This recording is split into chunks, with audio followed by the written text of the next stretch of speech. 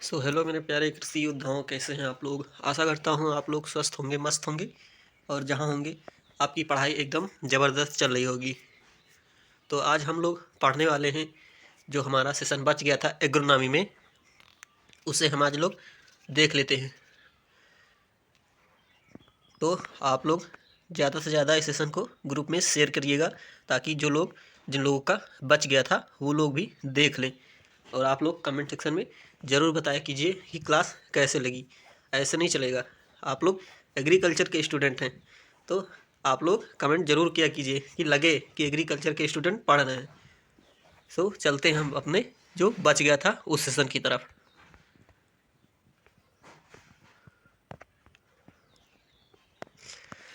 तो देखते हैं हम यहाँ पे जो मैक्सिको से भारत में लंबे कद गेहूं की प्रजातियां जो लाई गई थी भारत में, यानी कि मैक्सिको से जो वैरायटियां भारत में लाई गई थी लंबे कद वाले, ऐसा नहीं इतना लंबा नहीं कि 8-10 फीट का, इतना लंबा नहीं, मतलब नॉर्मल गेहूं ही, लेकिन लंबी प्रजातियां।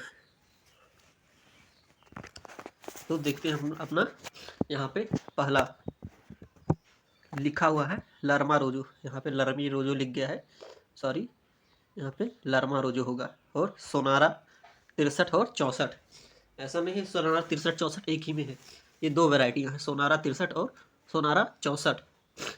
यहाँ पे मयूर S222 मयूर S227, सॉरी यहाँ पे मयूर नहीं मायो है, मायो। और जो S227 है ये अलग है, मायो एक वैरायटी है, क्या है, मायो, ऐसे मायो। और ये जो S227, ये दोनों वैरायटियाँ अलग हैं, मायो और S227। और फिर है भारत में गेहूं की बौनी प्रजातियों की खेती की शुरुआत, यानी कि किसने की, भारत में जो है बौनी प्रजातियों की खेती की शुरुआत किसने की, तो गेहूं में जो बौनी जाति के जनक हैं वो है नॉर्मन ई बोरलाग। उन्होंने ही भारत में बौनी वैरायटियों को ज़्यादा से ज़्यादा विकसित किया। और देख लेते हैं इसमें बीज दर, यानी कि सीड रेट, हमें कितना सीड रेट देना चाहिए, यानी कि कितना सीड हमें फील्ड में लगाना चाहिए जिससे हमें ऑप्टिमम यील्ड मिल सके। ऐसा नहीं है कि हम थोड़ा सा सीड लेके जाके ब्रॉडकास्ट कर दिए खेत में या बुआई कर दिए, ऐसा नहीं है। थोड़ा सा लगाओगे, कम लगाओगे, आपकी यील्ड प्रभावित होगी। ज़्यादा लगा दोगी तो आपका कॉस्ट भी ज़्यादा होगा और यील्ड भी प्रभावित होगी। तो इसको भी देख लेते हैं कि हमें कितना सीड कितने खेत में लगाना चाहिए। तो सामान्य बीज दर, यानी कि सामान्यतः आप लोग देखते होंगे अपने गांव में, अपने घरों पे, मतलब हाथ से ऐसे लेके सीड को ब्रॉडकास्ट कर देते हैं, यानी कि बिखेर देते हैं खेत में, और ऊपर से फिर से जुताई करके या मिट्टी में मिक्स कर देते हैं। तो जो सामान्य बीज दर है वो होता है 100 किलोग्राम प्रति हेक्टेयर। कितना, 100 किलोग्राम प्रति हेक्टेयर। और जो सीड ड्रिल द्वारा होता है, आप लोग अब तो आधुनिक मशीनें आ गई हैं, सीड ड्रिल ट्रैक्टर द्वारा चलता है।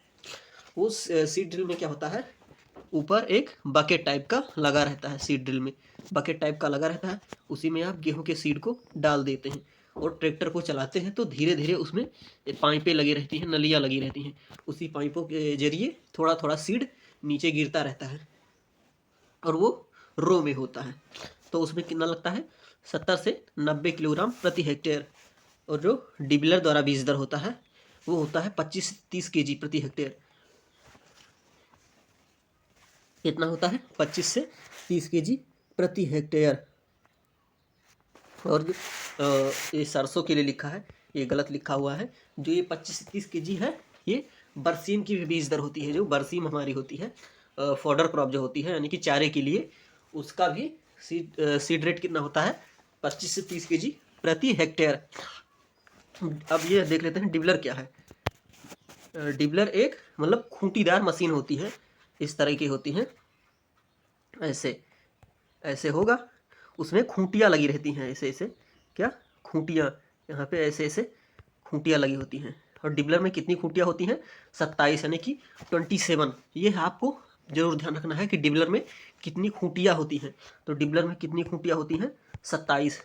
और ऊपर एक हैंडल लगा होता है, ऐसे करके यहाँ से ऐसे सपोर्ट देके यहाँ से एक हैंडल लगा होता है, हैंडल लगा होता है, उसी को पकड़ के दबाया जाता है मिट्टी में, और इस ये खूंटियाँ मतलब सॉइल में, मिट्टी में एक गड्ढा बना देती हैं, पिट बना देती हैं छोटा सा, उसी में गेहूं की सीड को डाल दिया जाता है और ऊपर से ढक दिया जाता है। ये होता है डिबलर, और इसमें मतलब रो से रो और प्लांट की प्लांट डिस्टेंस मेंटेन रहता है, इसलिए इसमें जो सीड होता है वो कम लगता है। आप देख लेते हैं यहाँ पे लिखा हुआ है देरी से बुआई के लिए, यानी कि जब हमें गेहूं को बोने में लेट हो जाता है, मतलब समय से हम नहीं बुआई कर पाते हैं कुछ कारणोंवश, जैसे बारिश हो गई या कोई दूसरी जो आपका पहला क्रॉप लगा है उसको उसकी कटाई में लेट हो जाने, ऐसे जब आप देरी से बुआई करते हैं तो मैंने आपको बताया था पिछली क्लास में ही कितना 25%, 25% सीड हम एक्स्ट्रा देते हैं जब लेट बुआई करते हैं, तो हम 25%, 25% अधिक देते हैं।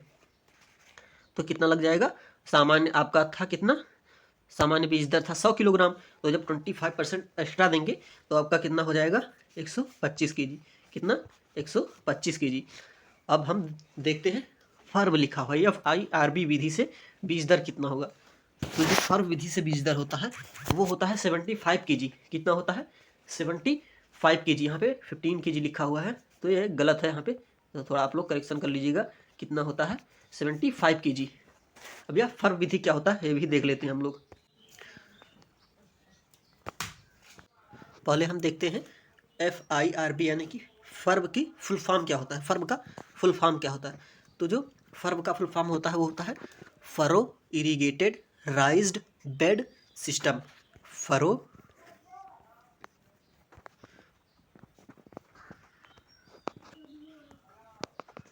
इरिगेटेड राइज्ड बेड सिस्टम, इसको आप याद रखिएगा। और इससे जो बीज दर है वो 75 केजी प्रति हेक्टेयर होता है। और हम देखते हैं कि मतलब FIRB जो फर्व विधि है ये कहाँ से विकसित किया गया था। तो ये जो विकसित किया गया था वो DWR यानी कि डायरेक्टरी ऑफ व्हीट रिसर्च, कहाँ पे, directory of wheat research DWR, और ये कहाँ पर है, करनाल हरियाणा में है, करनाल हरियाणा में है। और इसमें पंजाब एग्रीकल्चर यूनिवर्सिटी का भी योगदान था। और इसमें क्या करते हैं नॉर्मली, इसमें जो गेहूं होता है तो इस विधि में नॉर्मली क्या करते हैं, हम एक बेड बनाते हैं और बेड पर हम गेहूं की बुआई करते हैं। बेड वो नहीं, सोने वाला बेड नहीं, हम खेत में एक बेड बनाते हैं, किसके लिए, गेहूं के लिए। आप लोग ये मत सोचिएगा कि सोने वाले बेड पे बुआई करनी है, उस पर मत कर दीजिएगा, नहीं तो घर वाले घर से बाहर भगा देंगे, ऐसा बिल्कुल मत कीजिएगा।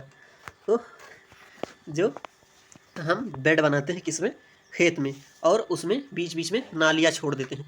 बेड कैसा, मान लीजिए ये आपका फील्ड है, तो यहाँ पर ऐसे छोटे छोटे ऐसे बेड बना देते हैं, क्या बना देते हैं, बेड बना देते हैं, और इसके बीच बीच में क्या छोड़ देते हैं, नालियाँ छोड़ देते हैं सिंचाई के लिए, क्या छोड़ देते हैं, नालियाँ। तो इसी को FIRB यानी कि फर्व विधि कहते हैं। तो चलते हैं आगे।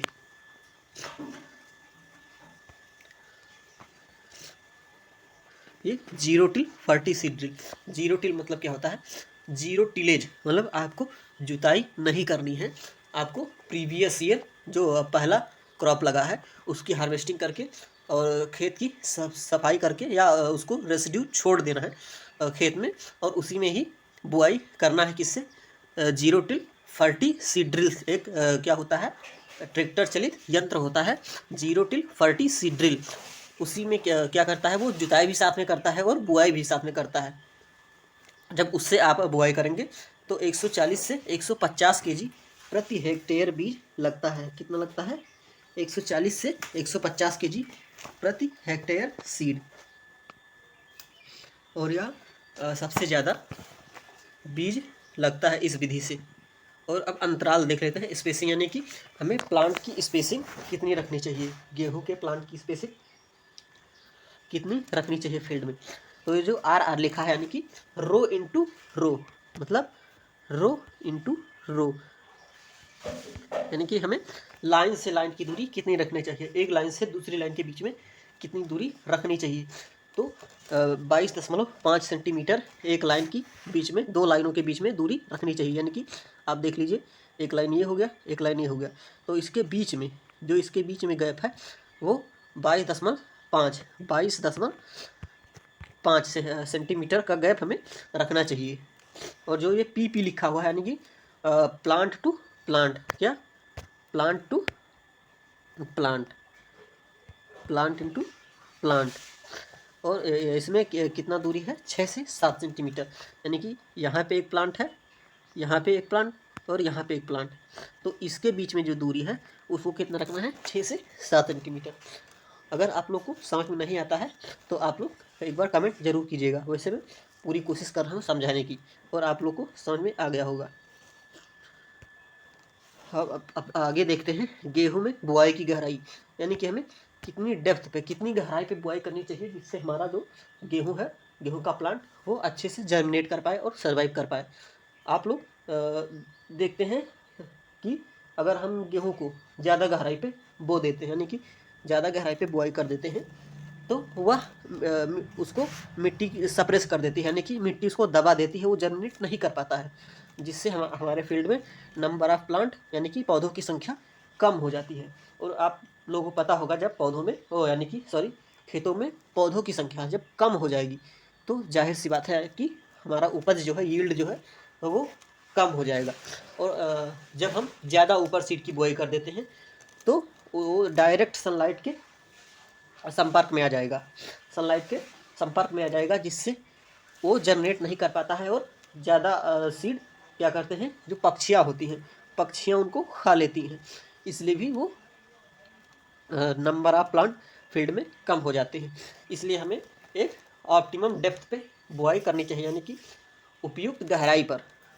तो जो गेहूं के लिए उपयुक्त गहराई माना गया है वो कितना है, 4 से 5 सेंटीमीटर, यानी कि हमें 4 से 5 सेंटीमीटर गहराई पर बुआई करनी चाहिए। और हम देख लेते हैं उर्वरक, हमें कौन सा उर्वरक कितनी मात्रा में देनी चाहिए। तो जो रासायनिक उर्वरक है, क्या है, रासायनिक उर्वरक NPK लिखा गया है, इसका NPK का मतलब क्या हो गया, N का मतलब हो गया नाइट्रोजन, और जो P लिखा हुआ है, P का मतलब हो गया फास्फोरस, फास्फोरस, और जो K लिखा हुआ है इसका मतलब हो गया पोटेशियम, क्या, पोटेशियम। N का मतलब नाइट्रोजन, P का मतलब फास्फोरस और K का मतलब पोटेशियम। समझ में आ गया। तो जो नाइट्रोजन दिया गया है वो 120 kg दिया गया है, नाइट्रोजन 120 kg, और कितना, फास्फोरस 60 kg, और पोटेशियम कितना देना है, 40 kg। ये 1 हेक्टेयर के लिए मात्रा है, ऐसा नहीं है कि आप 2 बीघा लगा है उसमें भी यही डाटा लगा दे रहे हैं और 1 हेक्टेयर लगा रहे हैं तो भी यही डाटा, ऐसा नहीं है, ये डाटा 1 हेक्टेयर के लिए है। और इसमें हम थोड़ा देख लेते हैं, प्राथमिक उर्वरक दिया गया है, क्या, प्राथमिक उर्वरक, यानी कि हमारा प्राइमरी उर्वरक क्या होता है, तो जो प्राइमरी होता है वो NPK ही होता है, नाइट्रोजन, फास्फोरस और पोटास। और द्वितीयक उर्वरक होता है जो ये प्राथमिक और जो द्वितीयक है ये दोनों मैक्रो के प्रकार हैं, यानी कि बृहद बृहद फर्टिलाइजर, बृहद उर्वरक, ये बृहद उर्वरक के प्रकार हैं। मैक्रो फर्टिलाइजर प्राथमिक और द्वितीयक, यानी कि प्राइमरी और सेकेंडरी। जो प्राइमरी में आते हैं वो NPK होते हैं, नाइट्रोजन, फास्फोरस, पोटास, और जो द्वितीयक में आते हैं वो कैल्शियम, मैग्नीशियम और सल्फर आते हैं। फिर देख लेते हैं सूक्ष्म होते हैं, यानी कि सूक्ष्म, माइक्रो। अब ये माइक्रो में कितने आते हैं, आयरन है, कापर है, मैग्नीज है, क्लोरीन है, बोरान है, मोलिब्डेनम है, जिंक और निकिल। इनको प्राथमिक और द्वितीयक में यानी कि मैक्रो और माइक्रो में क्यों डिवाइड किया गया, किस आधार पर डिवाइड किया गया है। तो जो मैक्रो होता है वो 1 ppm से अधिक जिसकी ज़रूरत पड़ती है प्लांट को खेत में, उसको मैक्रो में रखा गया है, और जो जिसका मात्रा 1 ppm से कम होता है वो माइक्रो में रखा गया है। ppm मतलब पार्ट पर मिलियन, ppm मतलब क्या होता है, पार्ट पर मिलियन, ppm ये होता है पार्ट पर मिलियन। और ये संरचनात्मक जो दिया गया है, जो संरचनात्मक दिया गया है ये आप आर्टिफिशियली नहीं दे सकते हैं, ये प्लांट्स एनवायरनमेंट और सॉइल से एब्जॉर्ब करते हैं, यानी कि ये एनवायरनमेंट और मृदा से लेते हैं CHO, कार्बन, हाइड्रोजन और ऑक्सीजन। और जितना मतलब ड्राई मटेरियल होता है प्लांट में जो ड्राई मटेरियल होता है उसका लगभग 90 to 95% CHO से ही बना होता है, यानी कि कार्बन, हाइड्रोजन और ऑक्सीजन से। सो आगे चलते हैं। अगर किसी को भी कोई भी डाउट रहता है तो आप बेझिझक पूछ सकते हैं, और आप यह सेशन अपने दोस्तों में शेयर जरूर करना ताकि जिन लोगों का रह गया था नेक्स्ट पार्ट वो देख लें। फिर देखते हैं रोग, कौन कौन से रोग हमारे वीट में लगते हैं। पहले देख लेते हैं रोग क्या है। तो रोग जो होता है वो जीवाणु, कवक, निमेटोड, विषाणु या कार्यकी विकार, यहाँ पे कार्यकीय नहीं है, कार्यकी विकार होता है। क्या होता है? कार्यकी विकार। ऐसे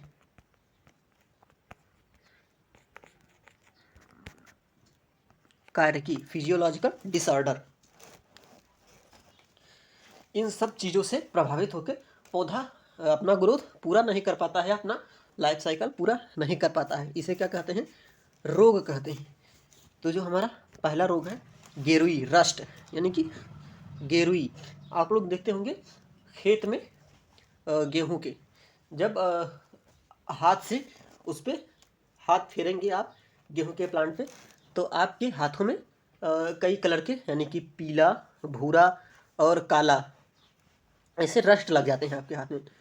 तो ये होते हैं गेरुई। और सबसे ज़्यादा जो रस्ट पे कार्य करने वाले वैज्ञानिक थे वो थे केसी मेहता, करमचंद मेहता। कौन थे? केसी मेहता। सबसे ज़्यादा रस्ट पे अगर पूछे कि रस्ट पे सबसे ज़्यादा कार्य करने वाले वैज्ञानिक कौन थे, तो केसी मेहता थे।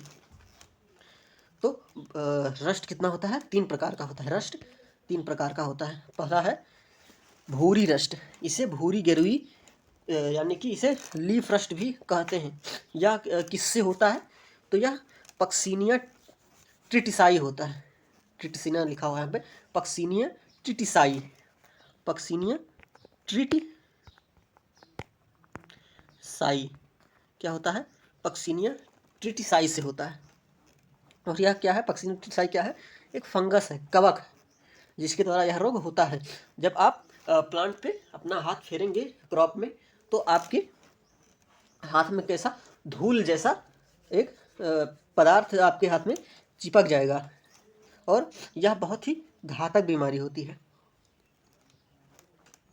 और यह पत्तियों पे भूरे धब्बे जैसा छोटा छोटा स्पॉट बनेगा, धब्बे बनेंगे, और धीरे धीरे यह पत्ती को ख़त्म कर देंगे। फिर देखते हैं पीली ग्रे, यानी कि येलो रस्ट। पीली ग्रे को स्ट्रिप रस्ट कहते हैं। स्ट्रिप रस्ट क्यों कहते हैं? क्योंकि यह पत्तियों पर पट्टियों नुमा धारियों में, मतलब पीली कलर में होता है। पत्ती आपको देखते होंगे गेहूं की ऐसे होती है, तो इसमें जो धारियां बनी रहती हैं ऐसे ऐसे करके, उन्हीं पत्तियों पे यह रोग लगता है, उन्हीं धारियों में, ऐसे पट्टी में। तो इसे पीली ग्रे को स्ट्रिप रस्ट भी कहते हैं। और यह किससे होता है? पाक्सीनिया स्ट्राइफार्मिस कवक द्वारा होता है। पाक्सीनिया स्ट्राइफार्मिस कवक द्वारा होता है। और तीसरा देखते हैं काली गिरवी। कौन सा? काली गिरी, यानी कि ब्लैक रस्ट। काली गिरी को स्टेम रस्ट भी कहते हैं। स्टेम रस्ट क्यों कहते हैं? जिसमें ऐसे नाम से ही आपको पता चल जाएगा कि यह स्टेम में लगता है, लीफ में लगकर स्टेम में लगता है, और धीरे धीरे पूरे प्लांट को मार देता है। और इसे किलर डिजीज भी कहते हैं, क्योंकि यह पूरे प्लांट को ही मार देता है, पत्ती को ही नहीं इफेक्ट करता, ये पूरे प्लांट को ही मार देता है, इसलिए इसे किलर डिजीज भी कहते हैं।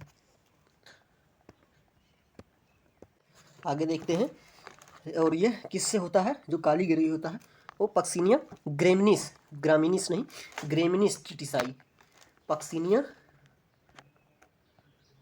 ग्रेमिनिस ट्रिटिसाई, किससे? पक्सीनिया ग्रेमिनिस ट्रिटिसाई से होता है। और यह काली गिरी जो होता है वो गर्म गाह नहीं, गर्म माह में, यानी कि जब मान के चलिए इधर अप्रैल मई में, वैसे तो अप्रैल मई में आसपास में गेहूं की हार्वेस्टिंग हो जाती है। लेकिन जब गर्मी के दिन शुरुआत होते हैं तब इसका प्रकोप ज़्यादा होता है और इनका नियंत्रण है, मतलब इसको हम कैसे नियंत्रित कर सकते हैं, कैसे हम इसको रोक सकते हैं। तो जो थीरम है, इसे थायरम भी कोई कोई बोलता है। तो थीरम का 2.5 ग्राम यानी कि 2.5 ग्राम प्रति केजी बीजोपचार करना चाहिए। बीजोपचार क्या होता है, इसको जो 2.5 ग्राम है ये 1 केजी बीज में मिक्स करके इसको रख देते हैं। तत्पश्चात मतलब उसके कुछ दिन नहीं, मतलब मान के चलिए आपको शाम को बीजोपचार करना है, शाम में आपने मिलाया और नेक्स्ट शाम को बुआई कर दिए। इस प्रकार से बीजोपचार होता है। और अगर आप बीजोपचार नहीं कर पाए हैं और आपको डर है कि रस्ट आपके खेत में लग जाएगा, तब आप मैंकोजेब का प्रयोग कब करते हैं, खड़ी फसल में करते हैं। यानी कि जब हमारी फसल लगी हो फील्ड में, उस कंडीशन में हम मैंकोजेब का प्रयोग करते हैं और कितना 0.2% का प्रयोग हम करते हैं। और इसके रोग नियंत्रण के लिए हम रोगरोधी प्रजातियों का बोते हैं, यानी कि ऐसी प्रजातियां जिसमें इस रोग का प्रकोप कम हो या ना लगता हो। तो जो रोगरोधी हैं वो लोक फर्स्ट यानी कि लोक वन और यूपी 99, यूपी 99, ये प्रजातियां मतलब इस रोग के प्रति रोधी होती हैं। फिर हम देखते हैं आगे, ये लिखा हुआ कंडुआ बंट रोग। यहाँ पे कंडुआ बंट नहीं, करनाल बंट होता है। करनाल बंट रोग होता है। और करनाल बंट जो है उससे करनाल में डॉक्टर मित्रा ने खोजा था 1931 में। कब? 1931 में इसे डॉक्टर मित्रा ने खोजा था। फिर हम एक व्हीट पर एक इंस्टीट्यूट है, इसे भी देख लेते हैं। यह है IIWBR, Indian institute of wheat and barley research. और यह कहाँ पे है? करनाल, हरियाणा में। कहाँ पे? हरियाणा में है Indian institute of wheat and barley research. यह बार्ले पर भी काम करता है, यानी कि जौ, गेहूं और जौ पर यह इंस्टीट्यूट काम करता है, जो कि करनाल, हरियाणा में स्थित है। और करनाल बंट जो है, ये रोग किससे होता है? ये रोग होता है करनाल बंट निवोसिया इंडिका नामक कवक से होता है। यहाँ पे टिलेटिया लिखा हुआ है, इसे आप करेक्शन कर लीजिएगा। निवोसिया होता है, क्या होता है? इससे निवोसिया इंडिका कवक से होता है। इसे गेहूं का कैंसर डिजीज भी कहते हैं, यानी कि कैंसर रोग भी कहते हैं। फिर हम देखते हैं आगे कंडुआ रोग। कौन सा? कंडुआ रोग। इसे अस्टिलेगो न्यूडोट्रिटिसाई नामक कवक से होता है। इस पर आप ध्यान मत दीजिएगा, आप लोग खुद से नोट कर लीजिएगा जो मैं बोल रहा हूँ।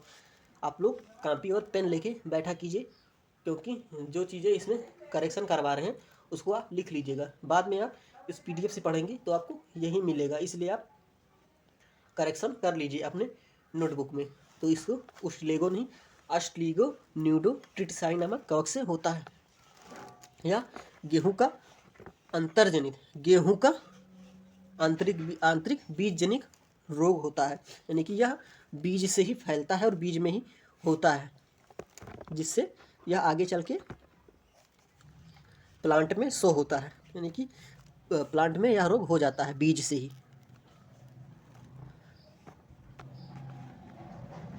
फिर आगे देखते हैं, यहाँ पे ढूंढ लिखा है, ढूंढ नहीं, टुंडू या सेहू रोग होता है। टुंडू या सेहू रोग होता है। और यह भी किससे होता है? जीवाणु से होता है। किससे? जीवाणु से, यानी कि बैक्टीरिया से। और कौन से बैक्टीरिया से होता है? यह होता है किससे? बैक्टीरिया से। और कौन से बैक्टीरिया से होता है? यह होता है क्लेवीबैक्टर ट्रिटिसाई नामक जीवाणु से। क्लेवीबैक्टर ट्रिटिसाई से नोट कर लीजिएगा, इसे आप इग्नोर करिए। क्लेवीबैक्टर ट्रिटिसाई। और इसमें एक निमेटोड भी लगता है, निमेटोड का भी कारण होता है। उसका क्या नाम है? एंग्विना ट्रिटिसाई। एंग्विना ट्रिटिसाई। एंग्विना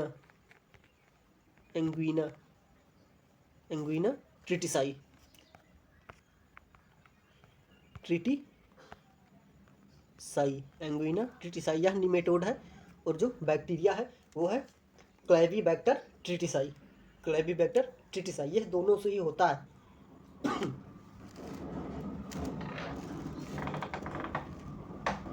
फिर आगे देखते हैं, आगे क्या लिखा हुआ है। ईयर काकल या सीड गाल रोग। ईयर काकल, कंकाल नहीं काकल है। ईयर काकल या सीड गाल रोग, यह किससे होता है? यह होता है कीटों से, यानी कि एंगीना टिटसाई के द्वारा ही होता है। या एंगीना टिटसाई से जो ये ईयर काकल सीड गाल रोग होता है, ये एंगीना टिटसाई निमेटोड से होता है, ये ध्यान रखिएगा। और जो टुंडू या सेहो रोग था, ये दोनों से होता है, जीवाणु और सूत्रकृमि दोनों से। फिर आगे देखते हैं,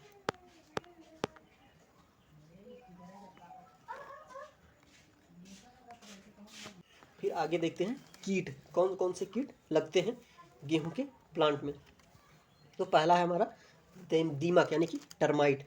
यह गेहूं का बहुत ही प्रमुख कीट है और यह प्लांट को बहुत ही ज़्यादा हार्म पहुंचाता है, नुकसान पहुंचाता है। और दीमक को वैसे इसमें कंट्रोल करने के बहुत सारे उपाय हैं, लेकिन जो सबसे सरल और सस्ता उपाय है वो, आप जब दीमक का ज़्यादा प्रकोप हो खेत में, वैसे दीमक मिट्टी से ही लगते हैं, मिट्टी में, तो आप खेत को सिंचाई कर दीजिए, आप पानी से भर दीजिए। यह एक बहुत ही सुलभ और सस्ता नियंत्रण है। और यह दीमक का कीटवर्ग क्या है? दीमक का जो कीटवर्ग है, सॉरी यहाँ पे कीटवर्ग नहीं, कीटनाशी होगा, यानी कि कौन से हम कीटनाशी दवा का प्रयोग करके इसे हम रोक सकते हैं, कौन सा कीटनाशक हम इसमें यूज करते हैं।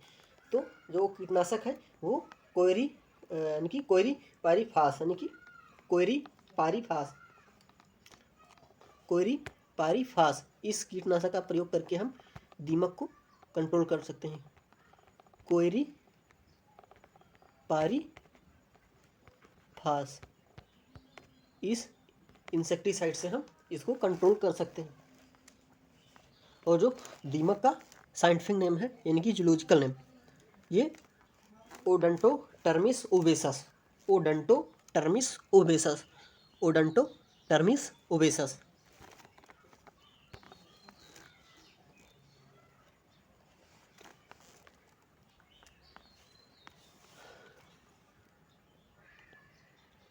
इसको आप इग्नोर करिएगा, इसमें जो लिखा है, जो मैं बोला हूँ वही लिखिएगा, क्योंकि इस बार जो टाइपिंग में है बहुत ही मिस्टेक हो गया, उसके लिए मैं क्षमा मांगता हूँ, दिल से क्षमा मांगता हूँ आप सबसे।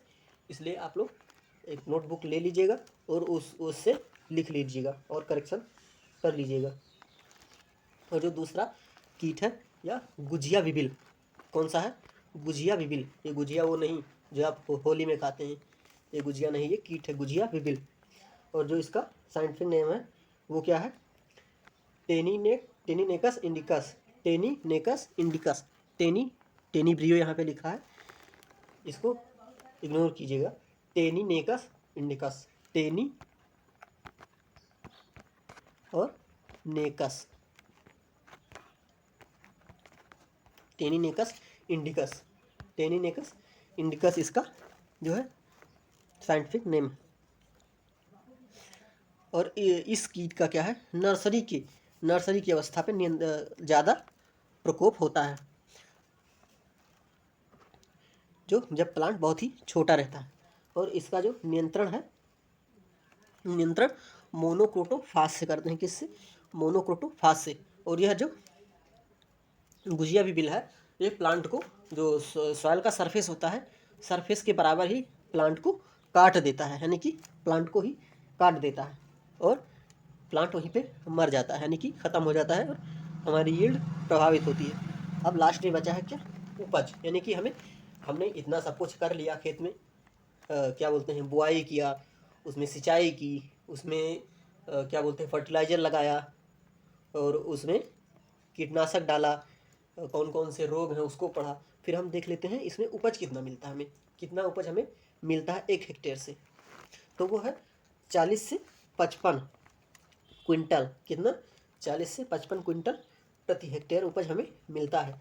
अगर नॉर्मली, ये नॉर्मल डाटा है, अब डिपेंड करता है आपने किस तरह से उसका ध्यान दिया, मतलब बुआई से लेके हार्वेस्टिंग तक कैसे आपने उसको ट्रीट किया, उस पर डिपेंड करता है आपकी उपज।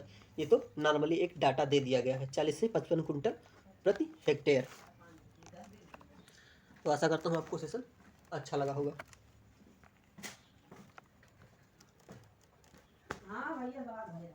तो जो ऑब्जेक्टिव्स थे उसको आपने वो सॉरी मैंने प्रीवियस क्लास में ही करवा दिया था, तो आप लोग प्रीवियस क्लास भी देख लीजिएगा। So thank you.